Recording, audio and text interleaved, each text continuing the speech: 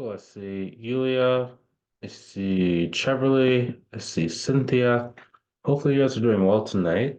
Um, some cool things. I know I saw Cheverly and Yulia on Tuesday. I know Yulia, you're getting ready to place, I think you placed your 2 weeks notice at your job. So that's super exciting there. I think we were talking. Yes, yes. We were talking about one of your clients who's thinking about like switching services. How is that going? Or what did you end up deciding in the last 2 days? I emailed him back saying that I don't normally do this kind of services, and my general pay rate is 65 to 100 per month per hour for the services I do provide. With that said, I really would love to support his business and its development, and I can offer $50 an hour, and we can discuss it over a Zoom meeting if he wants to. And he scheduled a Zoom meeting for next week. So we'll talk about it Oh, next week and see how it goes. that's good. Um, yeah. And then I had another client. I'm not sure if I talked to you about him, Remax. He hasn't been paying. I haven't heard from him since like December. Uh, Uh, he owed me a bunch of money, and now he emailed me again being like, can we schedule a meeting? He mailed me that a couple of times, and every time I would respond being like, here's how you schedule a meeting, and then he wouldn't schedule a meeting, and then a couple of days or weeks later he'll be like, hey, can we schedule a meeting? So I finally picked up the phone and called him, and he claimed that he hasn't been receiving any of my emails. So mm. um I just, yeah, I don't Do know. you have one thing I you don't can do? have a receipt. uh is that what you're about to ask? Yeah, I mean you can get like a an email software that like hooks up, I think for like $5, $10 a month, so you can like see the status of emails and stuff. Right. I mean, it has never been an issue until like yesterday. Mm. Yeah, So, that's good. a new issue. But yeah, I got him like to schedule a call. So we just had a call like an hour ago. Hmm. His account is a complete mess. He made nearly $9 million in revenue last year, and he spent nearly $11 million last year. So but my fee for him was um 7,000 for January through October, and then cleanup, and then 1,000 moving forward. So that's 9,000 for 2023. So far he paid 5,500. I was gonna try to like negotiate with him and see if he can pay at least half of the remainder of the fee today on the phone. That was my kind of mindset going into the call, but during the call I just like mentioned the breakdown of the fee, and he didn't like bulk, so I didn't even ask for half of the fee. I was like, I'm gonna invoice you for the remainder of the 2023 fee of $3,500, and we'll Hmm.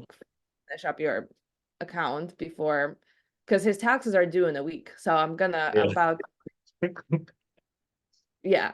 So I'm about to like spend all weekend getting, oh, and he had three cards that were not connected. So he just Oh. gave CSV files for all of his Apple Card because Apple Card doesn't get connected to QuickBooks. And it was 708 transactions. I'm like, cool. And then it turns out he has two other cards that are not connected, but he said it doesn't have as many transactions. I'm like, great. Go ahead, connect them and start working on these uncategorized 2 million, 3 million of uncategorized transactions. They're big transactions, so hopefully he can do some of that himself. Okay. So I'm just gonna tag team his account over the next couple of days, but hopefully he'll transfer 3,500, and then we can start working on next year Yeah. after that. Yeah. Do you have his card in file? I do not. He was paying fine until he disappeared and said that he thought I ghosted him and I thought he ghosted me. But whatever, as long as yeah, I don't have his card on file. I'll maybe I'll ask for that on we have another call scheduled for Saturday, Mm. so maybe I'll ask him on Saturday for the card on file. Well, I mean, what is your what you use QuickBooks as your payment processor? Yeah, I would Who do you use for your business banking? Assuming you have a business banking thing. Wells Fargo. Wells Fargo. Okay. The reason why I say is because like sometimes you can use like payment processors and like if someone is like a payment risk, then like you have your primary payment processor, then you have like your backup payment processor. So if you get one like a Stripe or I can't remember if Square does this, but whenever the person makes the payment, it saves the card on file like automatically. So you don't have to Yeah, ask. So next time you're on the phone, hey, when you're trying to get the payment, see if you can get the payment on the phone or ask, hey, do I have authorization to debit your card? right. Well, I have Kajabi, so through Kajabi I have Stripe. Um, but this guy is like he is my biggest client in terms of payments and transactions, Yeah. in terms of Yeah. everything. And the cool thing about him is that he always does the bank transfer, so it only gives me 1% fee.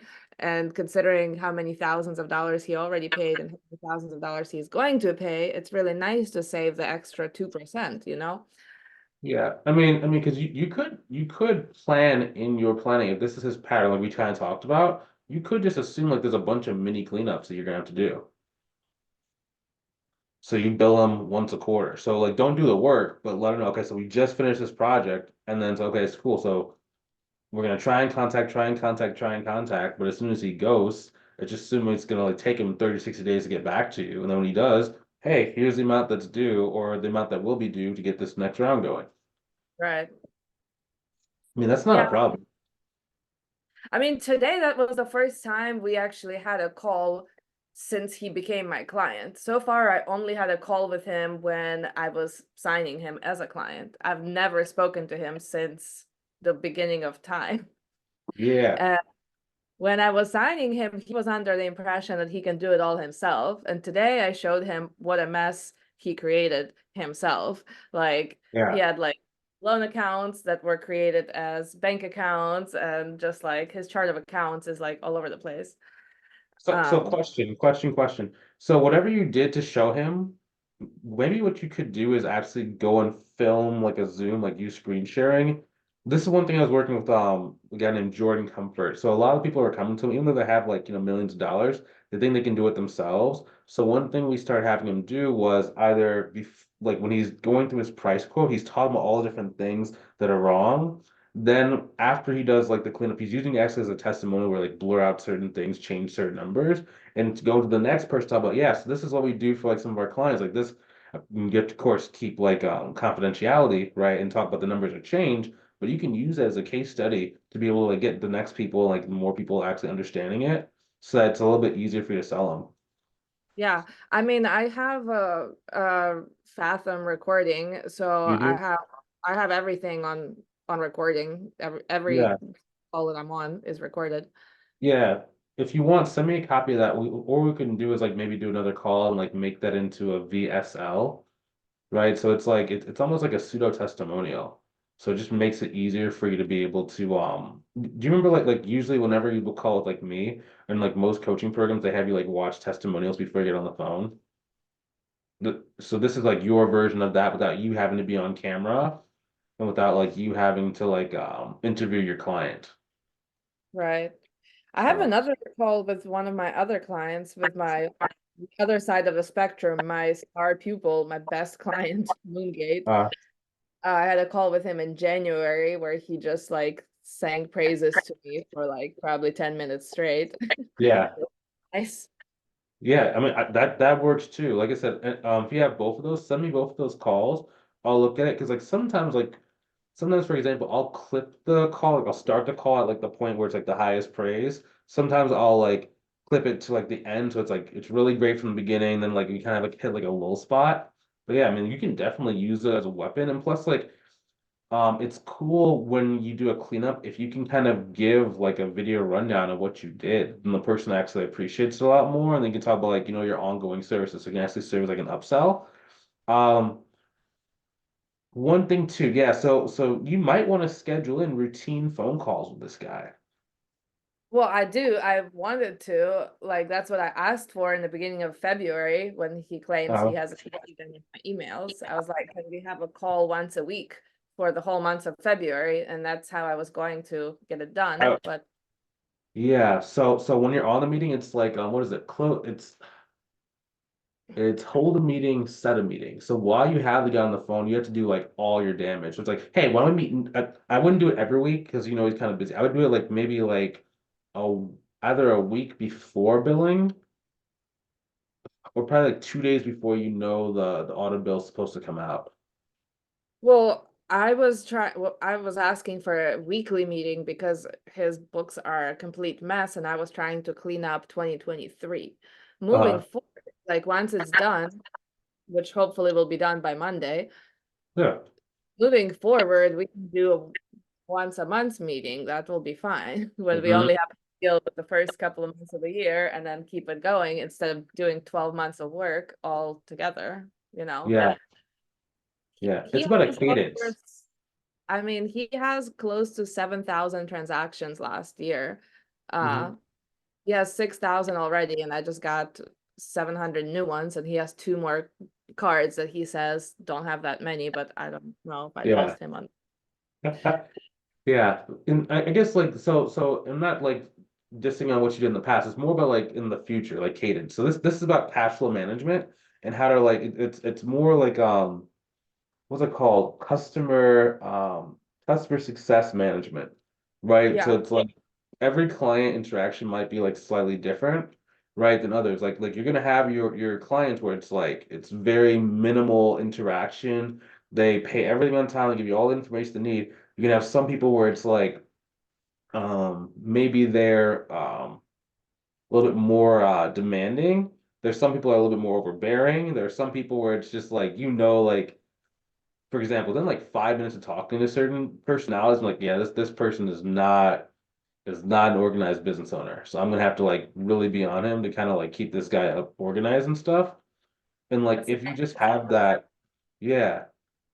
And it's like also remember too, right? Since it's cash flow management, we're only doing the call to make sure we're up to date, we're in the graces, he's gonna pay the invoice next week.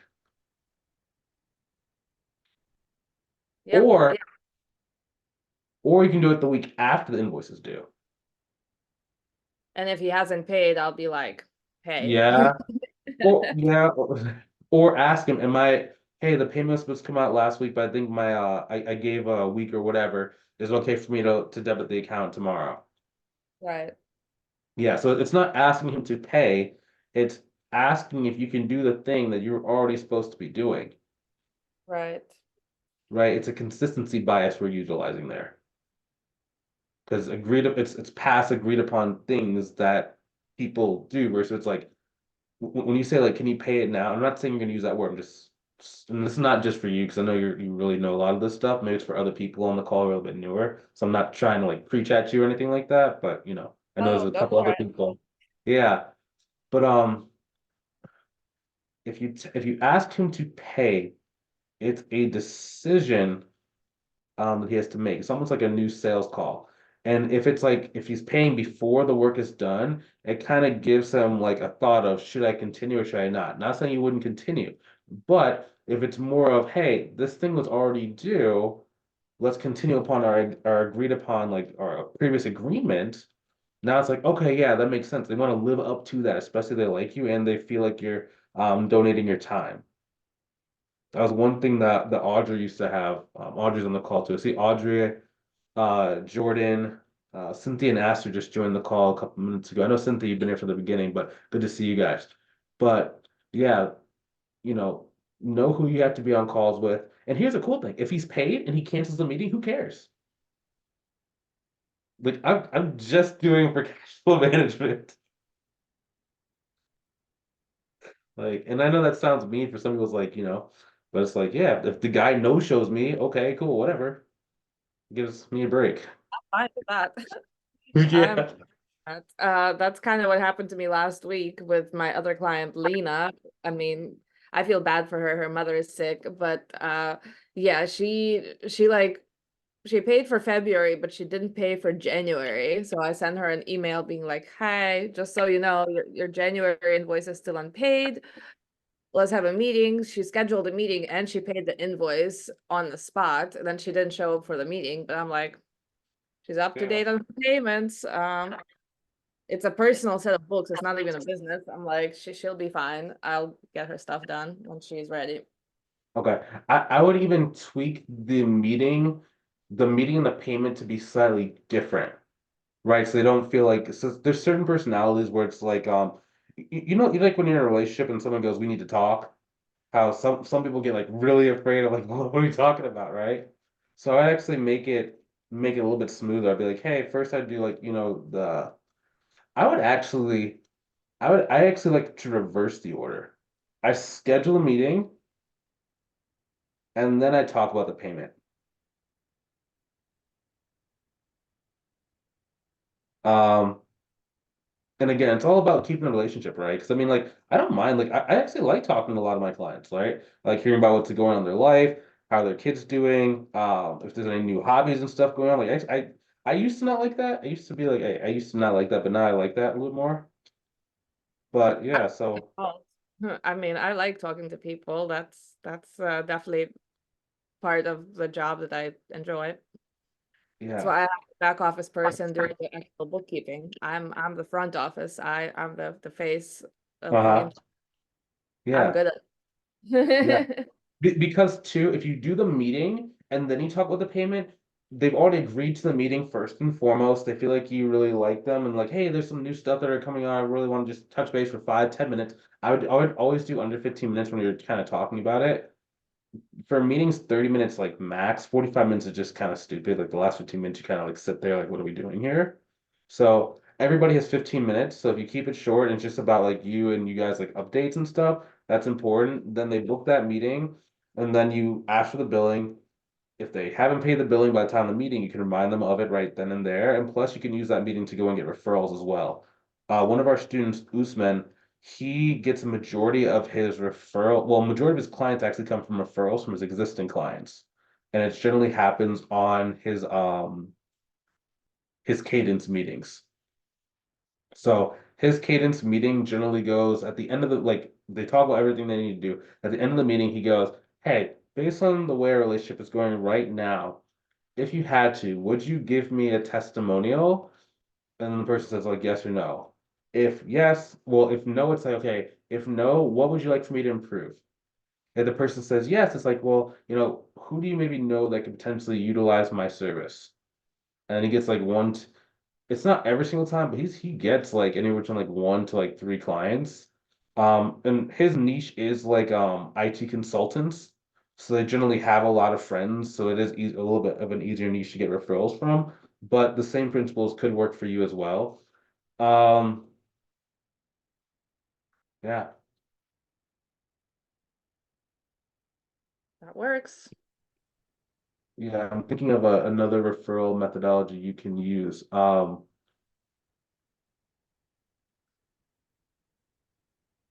Yeah, especially if like the one who owns like the yachts and like the boat. I'm surprised that this real estate guy hasn't sent more of his agents to you for like small real estate agent bookkeeping yet.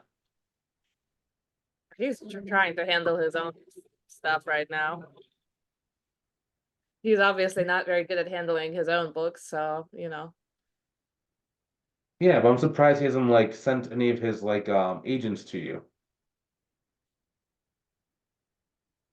well, he thought I ghosted him since December. I don't know if that's true or not, but that's what he said. He might- My That's boyfriend thinks he's lying, but I don't know. that's such a man tactic to blame you. Yeah, so that's No, all my good. boyfriend was like, he's definitely lying. I'm like, I don't know. As long as he pays the rest of his bill, I don't care if Yeah, he's lying. yeah. It's there's a principle in the art in not art of war, but I think it's like 48 laws of power. It's like let people save face. So I mean that's totally the right thing. Like I would be like, dude, oh yeah, you didn't hear from my email? Oh, I'm sorry. I don't have like an email tracker activated, so I can't tell like if someone's opened my email. But yeah, I can definitely look into that. Thank you, for for letting Yep. me know. And then keep moving. Right. Yeah. I have not really addressed that today. We talked about it briefly yesterday when I called him, but today we didn't even touch on that. I was like, Oh no, no. It's just immediately when he says it. Immediately when he says it, like that's all yeah, good. yeah, He's probably used to having collections calls. If he made 9 million, he spent 11. So yeah, he's probably used to these collection calls.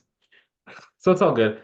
Okay, cool. So as long as you know that and as long as you're updated on his, financials, did you guys talk about the real estate thing that was going on with his firm and his agency or not? Didn't really touch on that. didn't really touch on that. I mean, he seems to be in good spirits. He is friendly, he is smiley, and I'm happy for him to be friendly and smiley. And he like talked about how we can simplify and streamline things for next year. Like he's gonna close some of his bank accounts and kind of create a better system for his transfers because like he has like a million transfers going back and forth between 5 accounts all the time, and they're crazy, and he doesn't really understand the process of it.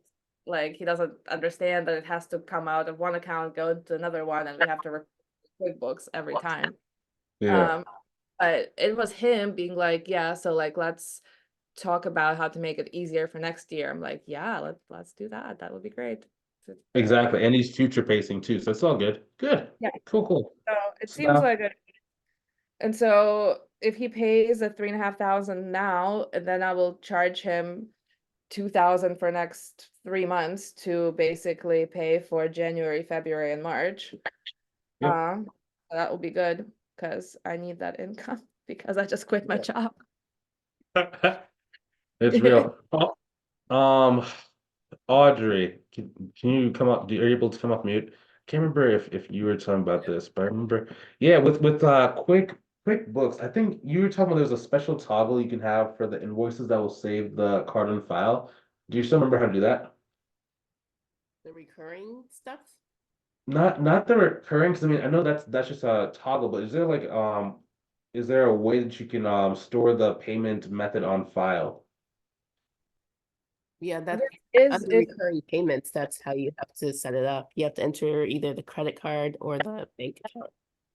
Yeah, so I'm yeah, if trying they to. give you the card ahead of time, like you can't save it if they enter it, but if they give you the actual numbers and you enter it in, That's then what I'm talking about. Yeah, I'm trying to avoid that because I don't want them to check off that recurring payments box because then, like you said, like it might cause some alarm. Yeah, that's why I like using Stripe for certain types of payments if someone I know like is a flight risk or whatever. Yeah. Okay. I get them, I send them PandaDoc, and so they fill out an ACH authorization. QuickBooks used to have one, but then they got rid of it. So unless they're paying through HoneyBook, which automates it, otherwise I get that ACH authorization. So I mean, I have the login information to their bank, so I just do the asterisk and then use the last four because I already have the information. It's just I'm gonna ask nicely before I take it. Okay, that's awesome. Yeah, I mean, yeah. I prefer to do statements, right? So it's like I think for mine, I generally schedule mine to go out every like third of the month. Sometimes like third or fifth, but it just like tells people within like the next like 15 days, like it's gonna be auto billed. Um, yeah. So it just depends. It depends on that stuff. Cool, cool. Okay. Um, other stuff. Does anyone else have any like issues or things that kind of came up during the week you'd like to kind of address? Oh, even before I do that, Jordan, can you come off mute for a second? Hey, what's going on, guys? How we doing? Good. Hey, so I sent you the text the other day about if you can record your sales calls for now on. Do you know what I mean when I say like record your sales calls? Yeah, yeah. So essentially, when you're having a sales consultation call, just go on Zoom and just record that. Um, whether it's via video or it's not, just have it recorded. Yeah, the audio is important. The video is important, but like it's not essential for the video. So what I'll generally do is if I have like a phone sales call with someone, I will open up my Zoom, hit record, and then dial the number. Mm. Okay. Um, Yeah. Yeah, I gotta start doing that because typically I just pick up the phone and call them, but I uh, can start doing that. But yeah, I was playing around with just recording some videos for like LinkedIn about how to walk through certain things. For instance, like a balance sheet, income statement, cash flow statement. Just kind of break it down to like the business owner, like simplified. I was kind of practicing with that, but yeah, going forward, I mean, I'll start recording it. I had a few consultations this week, but I'll for the ones after that, I'll okay. start recording it. Yeah, yeah, that's essential so I can like actually like watch them and stuff. Um, so that's good too. Yeah, so okay, cool. So as long as you do that, and if you do it over Zoom, you can just pull out your phone and like use like a recording app. So Right. I use like Rev. Basically what Rev does, and I think it's basically it's a free app, but what it does like you can use the recording and then it can actually the recordings can be shared and it can also be like analyzed like an AI transcription of it. So I can like read it and stuff or like highlight the certain parts of it. So yeah, because it's like you know who Tom Brady is? You ever heard like the football player Tom Brady? Yeah. Right? Every time they have a game, like they're studying their game time film. They're studying what are their tendencies, they're studying like what was the other person saying. And when you look back at your call and you can kind of like understand like different things that maybe you weren't aware of inside the moment, that they might become blaringly obvious, like when you're looking at it in hindsight. But that's important to do because then when you're actually doing your calls like live, like your real calls, as soon as you see those same patterns, you can go and like attack those patterns that maybe happened or led to a person like saying like I need to think about it. And it just makes it a lot easier for you to be comfortable in these sales calls. Because I mean, I know you're getting a lot of your leads from Pro Advisor, and Pro Advisor leads for some people, Pro Advisor leads are easy. For some people, Pro Advisor leads can be a little bit harder to close. So Right. yeah. Yeah, so Zoom actually has the capability to record your calls and save them to your desktop or to the cloud. So I've been saving them to the cloud, like videos of Save it to your them. desktop. Okay. The reason why Um, is if you go over a certain cloud limit, like it gets really expensive. I was paying like 500 bucks a month for Zoom, like for Zoom oh, cloud really? recordings. Yeah. So, especially if you're doing like if you're doing 3 hour long calls a week, like 3 hour long sales calls a week, like that'll add up really quickly. So like save it to your computer, or if you save it to the cloud, upload it to like Google Drive or something. Yeah, I gotta start doing, yeah, I gotta start doing that. But Okay. yeah, I've been trying to go, I've been trying to go through the training, but this week has just been Yeah, extremely busy. So it's all good. yeah, it's been It's all pretty good. crazy. Yeah, no rush. I know work is hectic for most of us on the call. So yeah, okay, that's Mhm. awesome, man. Yeah, keep moving forward. Yeah, and just know like pro advisor leads can sometimes be a little bit harder. The only reason why is because depending on like the city you're in, and the behavior pattern of the people who are getting on your call, they might just be going down the entire list and just like talking like 5 or 6 people, like right in a row, right? So in some cases they can be price shopping. One thing that's gonna be important for you if they come from ProAdvisor is asking like if are they currently looking into any other like bookkeepers or accountants or CFOs right now? And then Right. they'll kind of tell you yes or no, and we can maybe work on Saturday on like objection handling to close the doors on those other ones if possible. Yeah, right. Got it. Okay. So first things first, are they speaking to any other accountants or bookkeepers? To kind of help them try and solve this like right now. They're like, yeah, I have a call with another guy tomorrow, or yeah, I met with this other guy last week. And then from there, like it's all about like dissecting why did they not go with the other person, like, or were there red flags, or what was kind of like going on there. Let me see if I can pull up this script. Um, Give me 1 second, guys. I'm pulling up the script from the training portal. Who's Francis? Come on.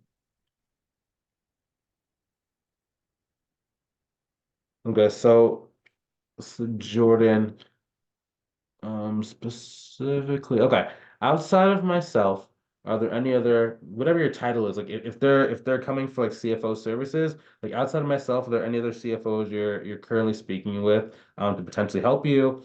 Any other bookkeepers, any other accountants, doesn't really matter. What you say, like just insert whatever your title is. And then if they spoke to someone in the past or recently, it's like, yeah, I guess there anything in particular that caused you not to go with them?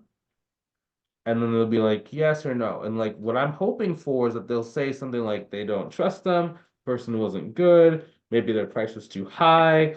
They wanted to just weigh all their options first. It doesn't really matter what they say, but I need to know where their thought process is. If they say the price is too high, well, I can ask, oh, that makes sense. Sometimes like, pricing kind of vary between person to person. Like when you say it's kind of high, like what were they charging you? Then the person will Yeah, tell that you. makes sense. But what if you use two pricing models, right? Like the one you provide or like a percentage of revenue, Uh-huh. and you realize maybe you quoted him one, he got quotes maybe from two or three, but yours is like Yeah. significantly higher, and then but the other two are like similar. Well, yeah, because How, because you did 1% of revenue, but the guy's number of transactions were super low. Yeah, so and 2023 was pretty much an anomaly. So 2024, he's expecting it to be in line with the 2 years outside of that year. But I quoted him for cleanup based on that previous year, which was the Yeah. anomaly year. So that's why it's like if you free handling stuff is easier than trying to go back. So in the future, now you kind of know it's like, hey, so are there other like kind of quotes and stuff?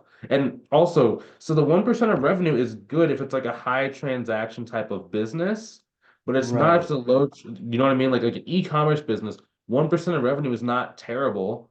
In your case, it might be a little bit different because I don't know what kind of e-commerce stuff that he's doing, but you're saying like the number of transactions that he Yeah, had it's was not that not, much.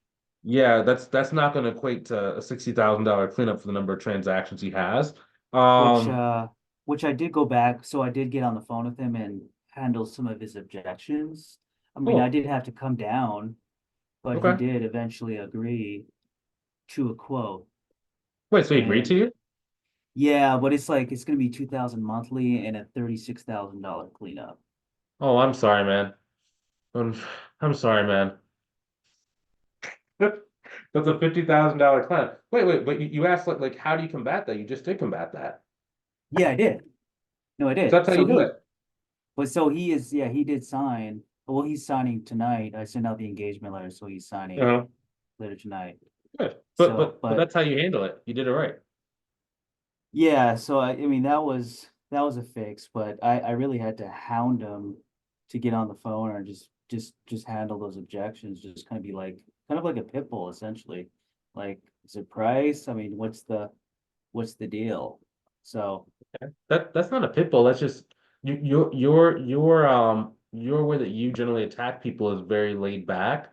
So I mean mhm. it's that you probably did it like in a calibrated way. So it might have felt like you were pushing really hard, but like if you had done that to me, I would have been like, okay, this guy's normal. Right. So but yeah, Because he's agreed and we're gonna move forward. So I mean yeah, that's a great I mean sign. because Jordan, you got to think about it. Like, in order for someone to make 2 million, even if someone's making $500,000, like let's say they're like a consultant of some sort, they're making $500,000 a year. That person is used to high pressure. They're used to being aggressive. They're go-getters. They're high level sales skills. They're used to having to deal with like confrontation in their meeting with their team, confrontation in the Hmm. meeting with like potential clients, with competitors. So, when you're kind of like, you have a really laid back style that works for some people, but when you go a little bit more aggressive, it's not really that aggressive. It's just more aggressive than what you're used to. So it's probably like in a scale of like 1 to 10, like you're probably a 2 out of 10 in terms of aggression. So when you were pushing it, Right. Yeah. you probably were more at like a 5 out of 10, and it felt intense for you. But for them, it's like, oh, this guy gets it. Yeah, I was a little comfortable at first, but I was just like, yeah, I just need to him. I was gonna be like, he's got to say no or yes, right? So that's the way I Yeah. was thinking about it. Yeah, and that's why I like doing follow-up call. Like when I tell you to do like the follow-up calls, you'd be so surprised. Like 50% of people that show up to your follow-up calls are going to buy from you.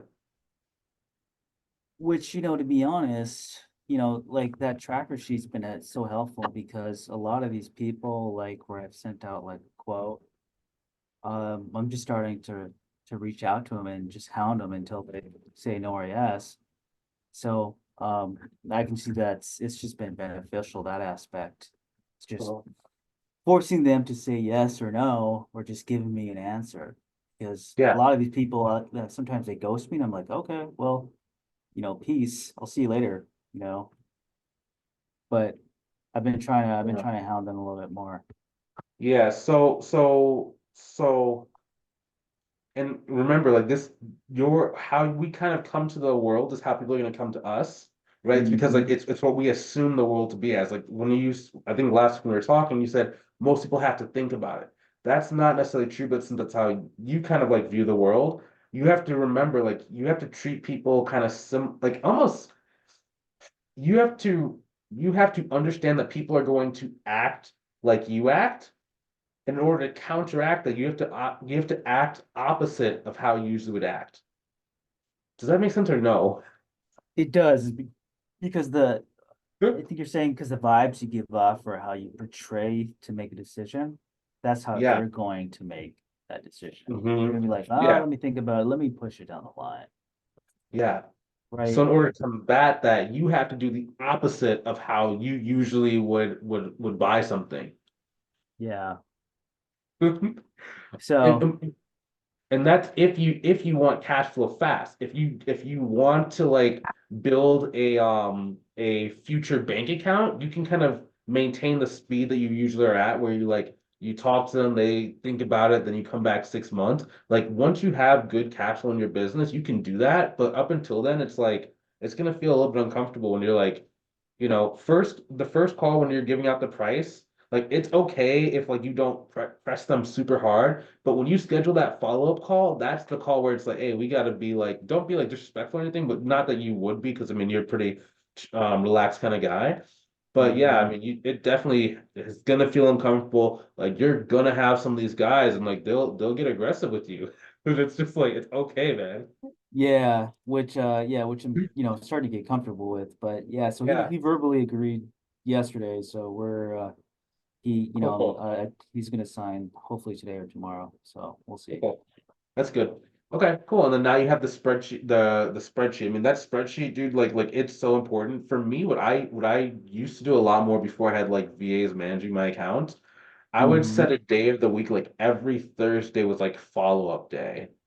And like I would reach out to people who either did a call with me but didn't sign up, or just maybe they were supposed to do a call with me but they just no showed, or they never booked the call fully. Like that day, I'd be like, I would just clean up my existing pipeline and just go through that. So like if you make that a habit, like you can routinely pick up like about probably one or two extra deals a month. I mean, since you're getting so many sales calls coming in. Well, actually, the thing is like that's actually been pretty like a big game changer for me. I'd be kind of lazy with that type of. I wouldn't even really track it before, but now since I've been, kind of been, tracking it, like that guy signed, and then like another 6 month cleanup this week signed as well. Oh, nice. So, Good job, man. but yeah, Yeah. that's a game changer for me. I know, I'm gonna start doing that. Like I've been doing it last week, but I'm gonna start doing that going forward because Yeah. I mean, some of them just get really busy and they just forget about it and they come back at a later time. But if you hound them and force them to say yes or no, a lot of times they're gonna say yes. They're just really busy. Yeah. Yeah. So I would almost, instead of saying the word like hound, I would actually reframe it more to just like reminders. Like you're just Yeah, in there just exactly. reminding. You're giving them a preview into what it's like to work with you. So I don't know if you remember like the LinkedIn course you purchased. So the reason Hmm. why I did that and I put that inside the marketing funnel of that stage is for people that are like on the fence to get an introduction into what it's like to work with me. Right. So if you notice your buying pattern, you booked through YouTube, right? Then you no showed the YouTube call. I had to go find you on LinkedIn. yeah, and then we talked, we booked the call. After the call, you didn't buy, and I messaged you for like 3 or 4 months straight, and you ignored me. And then somehow you get on my email list and like you buy a book. So okay, so if you look at the time frame, so it's like call and then 1 year, then you buy the book. And then after you bought the book, 3 months after you bought the book, you bought like the LinkedIn course. And then a month after you Right. bought the LinkedIn course, you bought this course or this program thing. So it's like, so I'm not hounding someone, I'm just following up, I'm just being there. I'm taking up space in their mental frame until they're ready to buy. So like, yeah, I mean, dude, like you definitely have a really good pipeline. 'Cause I mean, it sounds like really good clients are coming from your pro advisor. And if you just get that fill like the holes in your bucket, you're gonna be like set, dude. Like it'll be so set. Um, Yeah, I'm yeah, excited. I'm excited. yeah, man, I'm excited too. Um, but here's one other thing to remember. You're doing your follow-up for their best interest. As you saw with this kind of programming, like it took you a year and a half to join this program, but like the first week you do it, you already got 2 deals. I mean, you're only 1 week into this program thing, or 2 weeks technically. But Right. the same thing, like you're gonna do the same thing for your clients. Like you're gonna help them out so much, especially with your CFO services, your accounting services, the advice you're gonna give, the stuff you're saving. So it's almost like you're saving their business by hounding them. Yeah, so I mean like the guy I'm taking on now, he hasn't done his books for 3 years, and he doesn't know, how much profit he's making. He doesn't know any of that, or by any specific third party channel, how he's doing on any third party specific channel. So yeah, a lot of these businesses are just either new businesses or they've been just neglecting it. So I think once I come in, obviously it'll be a big help. So Yeah. I'm excited. Yeah, and also too, like if someone's like if you see the pricing calculator is like below $500 a month, like if it says like 200 bucks, I would just put it at $500 a month. And like keep in mind too, like sometimes smaller guys can grow into bigger guys depending on the industry they're in. Um, so for example, there's certain industries which are like high growth industries where they can get like either cash infusion or they get like on some sort of like program to where they're making a lot of money very quickly. So for example, therapists slash psychologists, right? They might start the business, but as soon as like the insurance panels connect with them, the insurance company feeds them leads, just feeds them leads, and they can go and make like 500K a year as long as they can like handle the demand like within like two Right. months. It's super fast. Same thing with tech startups. Same thing with real estate investors. Same thing with nonprofits. A lot of different, couple different industries too.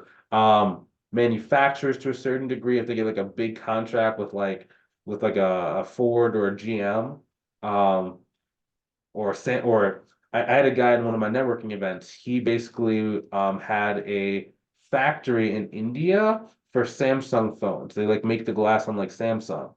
Hmm. But it's a huge contract. Yeah, Cool. and that's the part I'm really excited about is the like the parts I want to really grow in is the referral part and the LinkedIn part, because I feel like my LinkedIn is good in terms of content, but I want to grow in just outreach and Yeah. just getting more on LinkedIn. So that's like I feel like that's the next step for me. Yeah. And I think we're gonna talk about messaging this Saturday and like getting some people on the call. I think I think we were touching on the tripwire, like it's the three message sequence, like, get the conversation started, find the problem they have, and then try and book the call. I might add maybe one or two steps in your message sequence about like understanding like are they thinking about someone getting help or something like that. Maybe even giving them one of your articles. I'm kind of formulating the plan a little bit differently because I know your time is going to be getting tight soon. So I don't want you Mhm. just on like a million calls a week with like people who aren't necessarily like service aware that you're trying to sell them something. So I think we'll keep working and like tweaking that. But yeah, man, I mean definitely. Um, Yeah, sweet. cool, cool. And then what we're teaching you is and you guys like on the call, I'm teaching you end-to-end sales. That means you have a pool of people that can potentially pay you money. You understand how to go and get their attention, how to go vet if they're a person that could use your service, how to get them to admit they have a problem, get them on an introductory call, and then get them on like a sales call and they pay you money, right? If you can have that skill set, you can do this in any environment. You can do this like let's say the internet gets cut off tomorrow or and you can't use social media anymore, right? You can email people, you can call people, you can go to networking events, you can go to conferences, and you'll still be able to get clients using the same process, right? Because if you can type it out, you can speak it out. So yeah, guys, you guys are starting to do really well. I'm super excited for Yulia and for Jordan. I know you guys are like starting to like punch really fast. I see Kumba came in. Good to see you. Um, are there any people that or anyone that maybe has like questions, maybe there's like something that's a little bit challenging that maybe can help you? Like Kumba, I saw you came off mute. Maybe if you have something I can help you with as well. Well, I haven't been doing much since I signed up. I had some family issues, so but Oh, now ready to start doing contacting, but I just don't know where to start. It seemed like in the beginning I felt a little overwhelmed, like how to start networking and then getting clients. As of now, I haven't had clients yet. And yeah. initially when we met, I did tell you about my neighbor who has a business. I went back to her, but it seems like yeah, she doesn't know yet what she wants. Okay. So yeah, Yeah. and now I uh, wrote those templates, the email template, but I don't know where to start. Okay. So So it sounds like you have some email templates that you created and that you have. So first step would be to send it out. to who? So yeah, I'll give you in a second. But Okay. okay, so on the homework, have you basically done all the homework steps, or are there certain parts in the homework that are still need to be completed? Um, I'm not done yet with the videos. The homework, I completed some parts. Okay, so the homework is more for like, you know, what you need to do to start the program, and like everything else gets a little bit easier because the video modules are more to build on like what you did inside of the homework document. So for example, we can do in a couple minutes is I'm going to show you how to send out those emails and like who to send it out to. So that's why it's like in the homework, I think step number like 4 or 5, I have you build up the referral letter template so we can send it. We can send it right now, actually. So first things first, we're gonna go into Gmail. I'm gonna pull up master GPL document.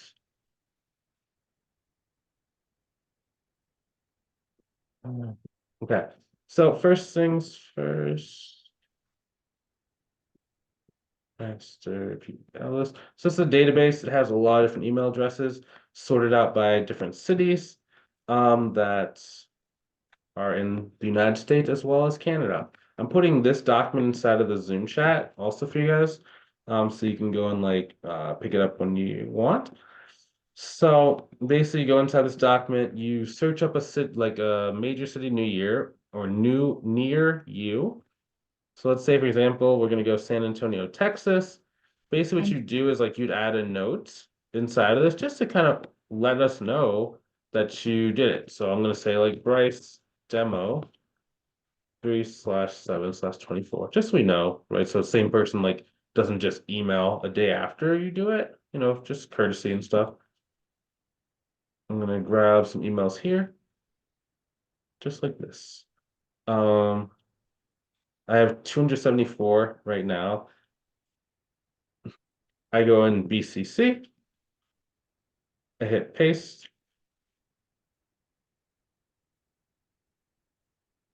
and then business collaboration, and then you paste your email template.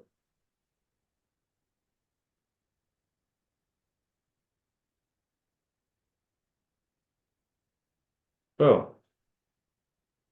And then you hit send.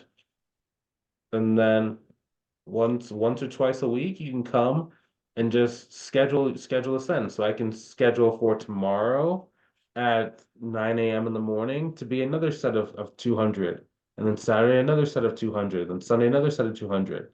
And that can take me 20 minutes like on a Monday morning to do that. Does that kind of make sense, Kumba? Yes, it does make sense. That's a big help. Yeah, Thank and then you. you're welcome. And like what we're looking for is every like 150 to like 300 that you when I say that you send, I just mean like the BCCs. Like if you just put in 150 BCC names, that's what I mean when I say like you send to 150 people. Okay. So we technically just sent, if I hit send right now, we technically just sent 274 emails. Mhm. So And I will send you my email template that I put together. So, to just get send it out. send it Just out. yeah. Okay. Send it out. I Okay. mean, like unless there's something like crazy different from the initial template, like I would just send it out. I have you guys send it to me just so I have it on file in case like you ever misplaced the Okay. the note. But I mean, yeah. Actually, yeah. Why don't you send it to me? Like send it to me, but still send it before I approve it. You know what I mean? Okay. Yeah, and it's okay even if it's like not the best temple in the world. It's okay as long as you like get it out. Like at this time of year and people are needing help, like you could Mhm. just stand in the way of their building and like they'd want your help. So the main thing is just sending. So next thing, inside of the training portal, I would think of the marketing section of the training portal more as like you do it when you need it. Okay. So for example, um I probably watched the intro and what to expect, lead gen and messaging. Maybe common concerns, but then for like specific ones, it's like, okay, so if you have a referral letter, I'd probably watch the referral letter. And then if Mhm. you have the email marketing, I'd watch like email marketing. Yeah, but I wouldn't watch like the LinkedIn or the Facebook or the speaking events until like you're ready to get on those platforms. I have already created a Facebook and send out my link to my contacts. Of course, people like it, but so far no clients there yet. So, Yeah, I mean, how many people liked it? not many. I don't even have uh, I only have about 300, 400 friends, and Okay. most of them they are out of country. They're out of the US. So probably Yeah. some of my friend here is about 100. So, and out of them, probably 10, 15 like that. Yeah, and I would not necessarily um I mean it is true you didn't get any clients, but like the way that you kind of say you don't get clients, it's not really um helpful to your cause because it sounds like either discouraging or like a discouraging phrase, but it's like you haven't really earned the ability to get clients. Mhm. Yeah, and not like in a mean way, but it's like think about it.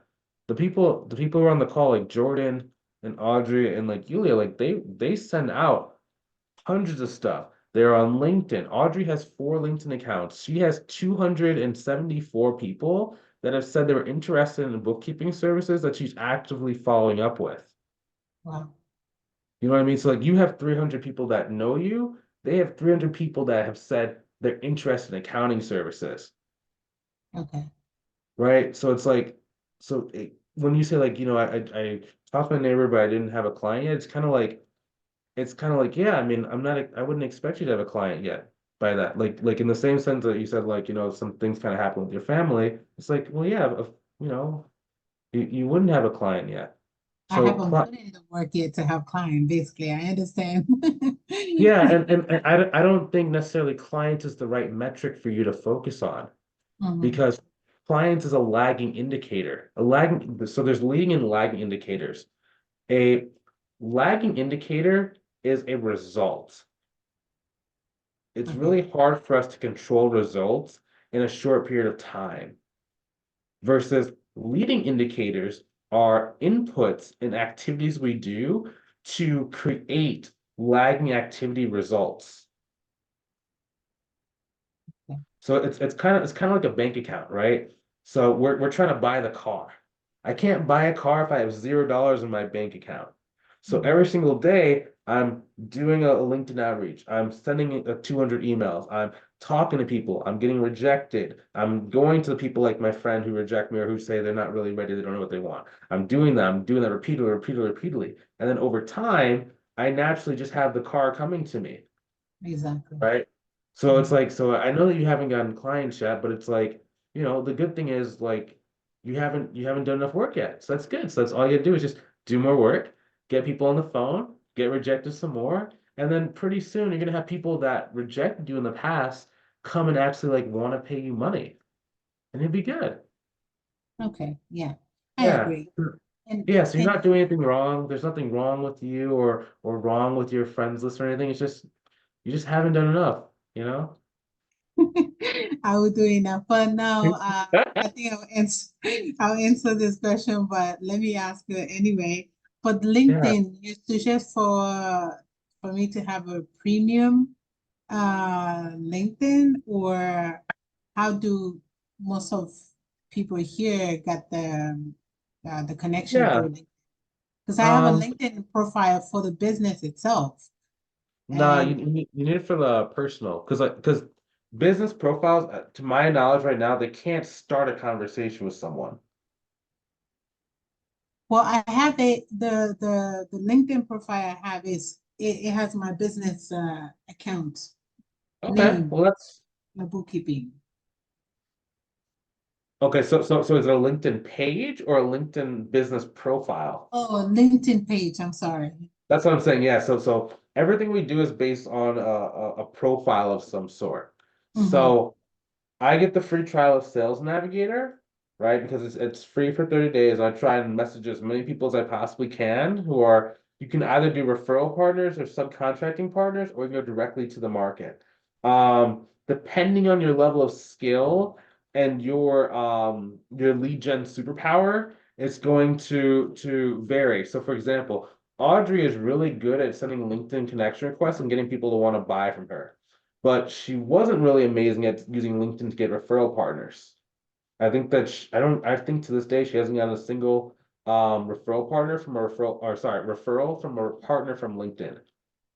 But all the people she's gotten from LinkedIn have been directly, she sends a connection request, messages them, they either buy now or they buy later.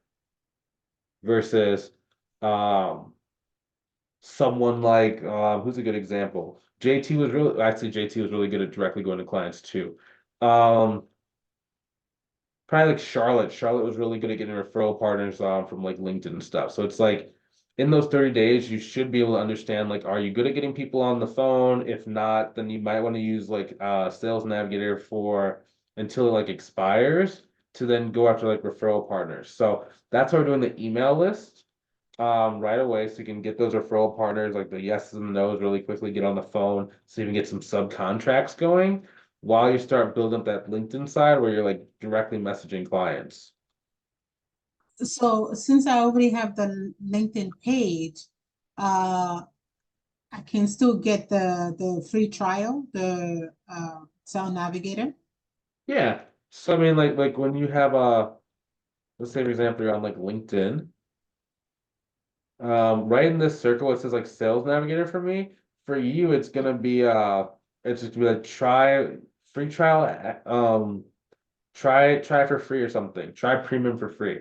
And then you Okay, follow the steps in the homework document that show you how to get Sales Navigator because okay, it's not LinkedIn Premium. It's a different subscription version than premium is, okay, right? And then yeah, you just message people. will do. Yeah. And then next time you come on the call, if you can make it like on Tuesday next week, after you send the email, we can look at the emails you're sending, look at what people are saying, and then so what's gonna happen probably is you're gonna have a lot of people say no to you from the email, like they're not open to referring or partnering with you. That's okay. Mhm. You're gonna have some people that say yes. When you get people that say yes, then your goal is just to try and get them on the phone. You can respond like, okay, awesome. Like if you want, I can do Monday at this time or this time, or Tuesday at this time and this time. Does that work for you? Some I, people are gonna respond. Yeah. No, sorry. No, I was about to say that I can only join the calls on Thursday because Tuesday during the day I'll be at work. Okay, no problem.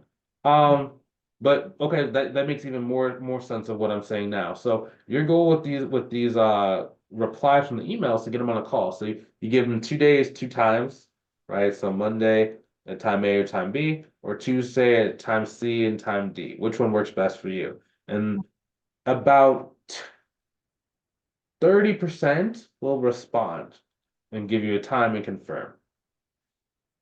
66 70% will not respond. Your job is to call them, say, hey, I'm the person from the email.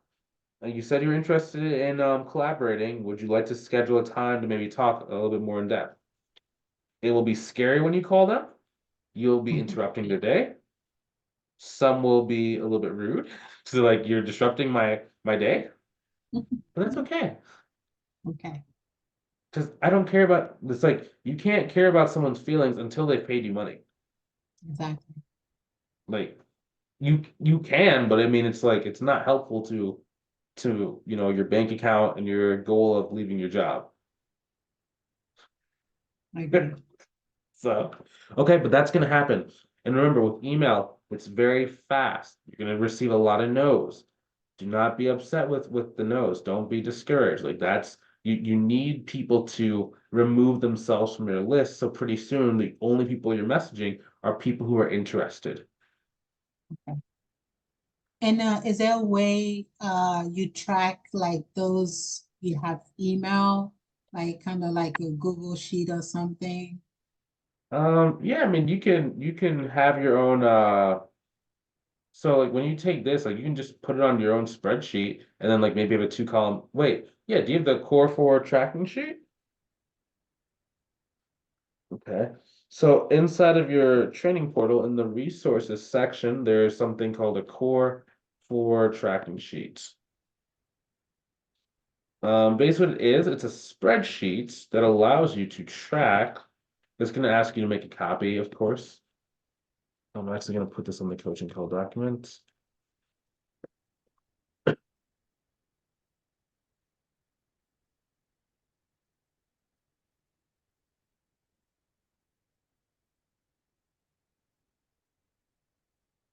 So let me ask you this weird question. If I didn't give you a tracking sheet, what would you have done?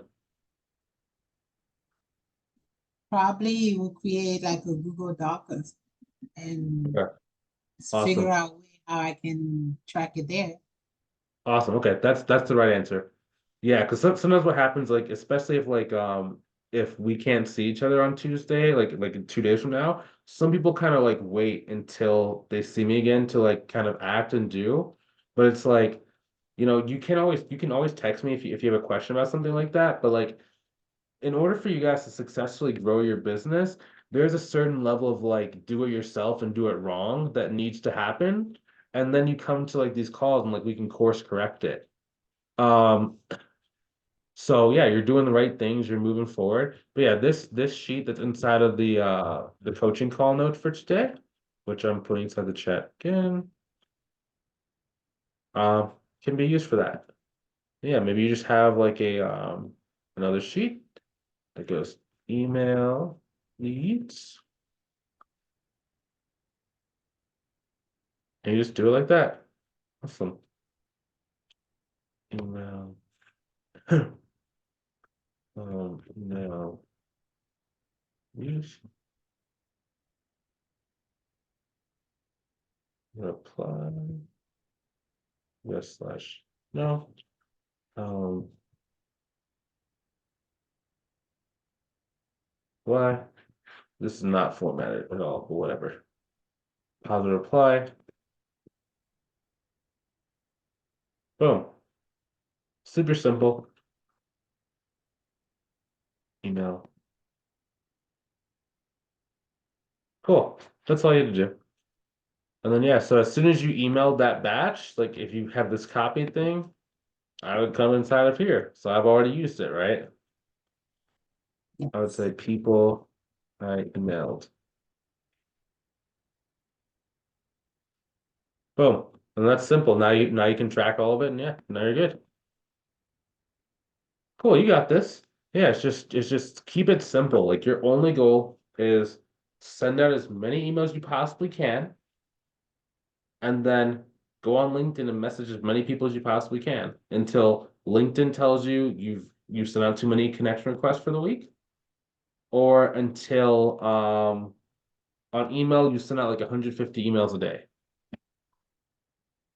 That's it. Thank you.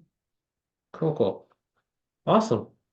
Okay, guys, I know we're a little bit over time, so I appreciate you guys sticking it out. Are there any other questions about like challenges or like misconceptions or some things that are maybe like holding you guys back? I have a question. Yeah. Okay, so I was working with a client from Paro, through Paro, and then she left Paro, so I kind of Okay. lost her. She Okay. reached out to me in January, and she runs like a business something. She creates business plans for business owners. Okay. So she reached out to me in January. She had received a grant from Detroit to basically do a lot of cleanups for a ton of Detroit business owners. Oh, And she didn't have a bookkeeping like piece. So she was like, do you have time to do all of these? And I said, sure. And so right now she said there's about 80, and what she quoted Detroit or what she quoted me was to do 800 per client. So we got on the phone to like discuss, because I was like 800 for 2 years. I mean, she's like, what if it's a ton of transactions? She was like, well, no, most of them are pretty small. And so far that's proven to be the case.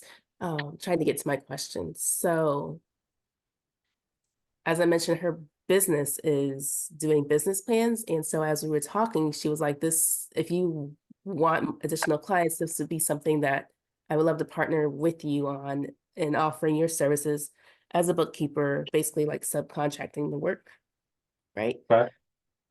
But how would I price that, or how do I figure out, do I have to, like, I don't know how to manage that. And I don't know if I should try to do that or focus on the current project and wait, but like now is the ideal time. So I don't want to wait too long and then it's like, oh, no one's interested. Yeah. The problem with her taking on clients is she be pricing out each client for the bookkeeping services? I think so. I was trying to like, how can I kind of like add on at a decent price Oh, my services so she can have like, as they're sitting down with the client, because apparently they sit down and go through business plans with them. Like they can just be like, cool, if you're interested, we have this fixed price for you. But she doesn't know how to quote bookkeeping, so I don't want her to I see. I see. underquote And me. are they mostly startups she's working with? Uh, Honestly, I don't know. I know this grant, it's mostly focused on startups, but I don't know like her actual clients. So is she does she want like a piece of what she could do? She could just have that as like a sit down meeting and then say, why don't you schedule a call with one of my bookkeeping advisors, Audrey? You go through the process of doing that together, and then you give her a percentage of whatever you like bill them. Okay. That would be how I would do it. If she wants to do everything in-house, if she wants to do everything in-house, let's schedule another call so we can talk about how to do that. But that's probably the easiest way, especially if she doesn't know how to like charge for the bookkeeping. She should be teeing people up, saying that they want to go and do like a bookkeeping service, send them to you for you to go through your process, and then you give her like a percentage or a commission based off that thing. Okay. That would be awesome. Yeah, cool. Yeah. That way you don't even have to disrupt your existing process. And That then for all the ones that you're doing the cleanups for, so she's every single cleanup is paying you 800 or is paying her 800? she's paying me 800. So Um, how many clients is that? she said she has initially 8 and then potentially 20 more. 8 times 800. I mean, it's 8 times $800, $6,400. And you said 20 more? Yeah, 20 times 800, 16,000 plus 6,400. Okay, that's $22,000. And that's not counting the new people that she's gonna give to you. Okay. but Um, that's for 2 years worth of tax or 2 years worth of, and like I said, some of them will be small so far. The largest one has been, and it hasn't been me, but so far the subcontractor has I think 30 hours on one big one. And the smallest was 2 hours. 30, what, 800 divided by 30, about $26 per hour. I mean, I wonder what it would average out to. So 800 divided by two. I mean, that might not be terrible because I mean, on the ones where it's like 1 to 2 hours, I mean, you're making $400 an hour. You know what I mean? Right. Versus the ones where it's like, the large one like 30 hours. I mean, you're generally pretty quick with your booking, so it probably wouldn't take you that long. But just in case it did, I mean, like that's 26 an hour. You generally were trending at about $63 per hour every hour that you worked. So I mean it is low, but I think it could average out. But I mean $22,000 just to get like connected to this lady is not terrible. Okay. You know what I That's mean? why I was like, how do you say no to 6,000 potentially more dollars? But yeah, it's just gotta be Well, quick. yeah, but the key is like so if you help her on this project, like the key is she has to send the leads to you so you can quote them out yourself and give her a price or give her like a percentage. That would be ideal. Or uh or you could say in the future for any work that she does, you bill her at like 100 or however many dollars per hour, like we'll say $60 per hour. And you just find a good subcontractor to do all the work for you. Okay, I like that too. You know what I mean? So like so if she either way you win technically. It's just if she wants to do a flat rate price, that's where it gets a little tricky. What she could do is she could do a two call close. So this is their third option, and this is being streamed to the Facebook group, so you can like watch back. Right. Um, the third option could be that the person interested in bookkeeping, they schedule a separate call. You're on that call as well, and you quote them out directly on that call. And she still just gets a piece of that. Yeah, that works. Yeah, it depends how she wants to do it. If she doesn't want to send them out externally to you, then that's where you would do the one on the phone. Or if that's too much work to get three people on the phone, then she could do the hourly rate or whatever. Okay. And I don't think she would mind me working directly because she already gave me an email address under her organization since I have to That contact works. That works. Yep, that works that. excellently. That'd be Because perfect. then yeah, you're even taking time off her plate because she's not to do the sales call with each of them. I mean, dude, that could be good, especially if she has a bunch of these other clients. Good job. Yeah. You said she came from I tried to Paro? sell her on that. I was like, I do the same for CPAs. They make 1,000 and then they pay me 600. Yeah. Awesome. I mean, that's great. I mean, yeah, and then you found it from Paro, so that's awesome. So now there's no Paro fee as well. Good job. It looks like you keep doing the right things. Good job. Awesome. Thank you. Yeah. And then pretty soon you won't even have to do marketing anymore. You just keep getting 3 or 4 of these different partnerships, and yeah, that's it. Her network, she uses Basecamp or something. She has Uh-huh. 25,000 clients in her connections. So yeah, Okay. this is a working relationship that goes well, it'd be awesome. You said base camp? I've heard that before. Some kind of software or something. She sent me an invite to it, but I haven't done anything in it yet. Yeah, join the base camp. But we can let me know what base camp is and or does. Because I mean that could be where if you find people like that, you could just and this is what don't know if you remember Emad. What she used to do with Paro was she would basically befriend Paro reps, and then anytime there was like a contract that they didn't want to give to like other people, they would just like send to her directly. So Oh, if you're seeing that these base camp people are like you can see how many clients they have and they're successful, maybe you can reach out to them on LinkedIn or email or whatever, or even on maybe you can directly reach out on Basecamp And then now you're getting partners of people who are already like getting a lot of leads coming to them. Okay. I'll check out Basecamp. There's a team meeting tomorrow to like introduce me to everybody and help me Cool. figure out Basecamp. So that'd be perfect.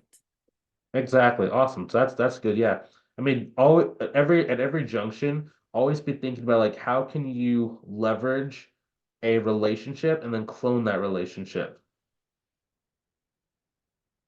Yeah, All right. So that'd be awesome. since like yeah, it's less marketing you have to do. It's just like if you can just think about that, it's like um it's almost like passive income to a certain degree. It's just like it just kind of happens. And then yeah, if you just do that for another like 3 years and all you have is like let's say you have like four people like her, right? Where every year they're bringing in like $100,000 worth of new revenue to you. I mean, you're gonna be even better. So that's good. Cool. Wow, that's a I mean, staggering number.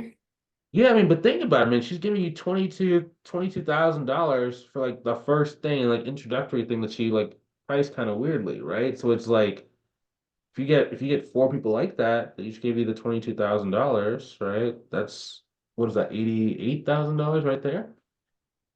Yeah, pretty nice. Yeah, so let them use their energy to go out and be like marketers. You don't even have to be a marketer anymore. You can just be a connector and just be a friends person. Um, they used to call it the Dream 100. It's like an online like marketing term. You basically find 100 people who you'd like to be partnered with, and you do whatever you possibly can to get in front of them.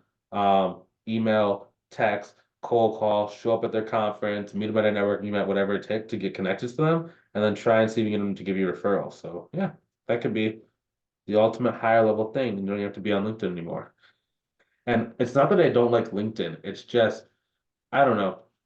There comes a certain time like in the game where it's like social media is just weird. Like if I didn't have to be on Facebook or Instagram or even like YouTube to a certain degree, I would just be chilling and just like doing nothing except for work with my like with my existing clients, right? And then so it's just like the more ways we can bring in clients without having to do things yourself, the better it is like long term for your business. So you're saying you like my strategy of turning off the machine. And for where you are now, yes, but again, like you put in a lot of work. You know what I mean? So it's like we work hard in the first like 1 to 2 years so that we can work smarter later. Yeah. Like I don't know if you remember like when I was building the YouTube channel, right? I the first I'd like to say I did 90 videos in the first like 30 days. And it was just like that's 3 videos a day, sometimes 4 videos a day. And then You nowadays were you do like maybe posting like all those? yeah, to my YouTube channel. So I had no subscribers on the YouTube channel. I created it in January of 22. And then in that first like month, I did like 90 videos. It might have been more, yeah, 90 videos in that first 3 months. And like I have like 875 videos. In that first year, like we posted a lot of videos. And nowadays I only post like maybe like 1 to 3 videos a week. Right? But I worked really hard in the beginning, so now it's like residual effects. Now all I just have to do is just like keep it active to a certain degree. So you're starting to reach that phase to where it's like you don't have to push that hard anymore. Gotcha. Okay, nice. Yeah, cool. And then eventually what you can do is like maybe you have someone that you form a joint venture with. Like maybe I don't know, someone from the mentorship or someone who's like local who wants to start their business, and you basically say, "Hey, I will actually like, work with you." You have them give you like 50% either equity or 50% like profits in the business, and then you basically have them be you. So they go and like build the relationships with people like this base camp person, and then you're getting commission or a percentage off of that. So then you don't have to do the sales anymore. Franchise. Yeah. But that's in phases, and we can work on that part together when you get there. But yeah, simple game. Awesome. Well, thank you so much. I'll let her know Welcome. and see if I can start oh, that was my second part. Should I start reaching out now or like because I'm gonna be pretty busy with the current like Reaching out to who? start reaching out to the clients or to the contacts in Basecamp? Oh, no, I would learn Basecamp first. Okay. Like, are you saying her clients in Basecamp, or are you talking about from the strategy I outlined? Reaching out to her. I think it's her clients in Basecamp, like everybody that she's ever had a consultation with. And that's Oh, the 25,000 contacts. oh, I don't so know if they're she's active giving you, clients or what. oh, that's what you meant. So she's not going to be teeing people off to you. She's saying, go inside of my Basecamp and go and talk to my people to see if they want to work with you. Yeah. Mhm. Oh, that's even better because then she doesn't even have to do the sales call. How about this? Let's maybe book another call and we can talk about how we can dissect it. So first get inside of our base camp, we'll look at it together, and we'll talk about like what this strategy would look like to go about getting them. Okay, cool. Yeah, because I mean that could be as simple as like get them on a consultation, or sorry, make a spreadsheet, download all like the leads there, and then just work on messaging each one of them with a yeah, pretty simple message. I'm new to what's her name's team. Would you like to connect? See if there's any way we can help each other out. Yeah. That's even better than I thought. Yeah. Wow, that's good. Good for you. That's a lot of people. Yeah, so in a way, yes, we will be reaching out to the base camp people, but let's first get inside of it. You can understand like how it works. We can do another call, we'll share our screens and whatever, and we'll like kind of devise a strategy of how to attack that. Sounds good. I'll pay Cool. attention tomorrow during the meeting. Please see if you can record it. Like if it's a Zoom call, please record the Zoom call or have your Fathom in there, please. Okay. Okay. Fathom? I thought it was supposed to record and send you like a transcript, but it doesn't do that. It just records like Zoom. So I was like, why do Well, I you have need to that? log into Fathom itself. Oh, So like you have to go to like fathom.video.com. So one sec, let me show you. And I was about to go on a mini rant, not at you, but just please do not do an onboarding call, guys, without taking notes. If you're overwhelmed, like record the call. Please do not do an onboarding call with a person without taking notes, especially if you're new to the field, please. That happens like a lot. And I'm not like being mean to you. I'm not trying to be mean. It's just like if you're just starting out in accounting and like take notes or record and slash or record the whole session. So Audrey, do you see this? How I typed in fathom.video/home. yes. So then you go inside of each video. And then so first it gives you there's a summary tab on this left side. Let me see if I can scroll down somehow. So it's scrolling down there. There's also the transcript here. Oh, so that's where it is. Yeah, you can copy the transcript or and slash or if you go up here, you can hit share or download the video. Also, what you can do too is if you have like certain questions you ask. So this is how I'm able to like review your sales calls pretty fast, guys, is I can look at these questions. I can see like what questions I asked. If I notice there's a question from the script that's missing, I'm like, okay, this is maybe a point where we should go and attack this.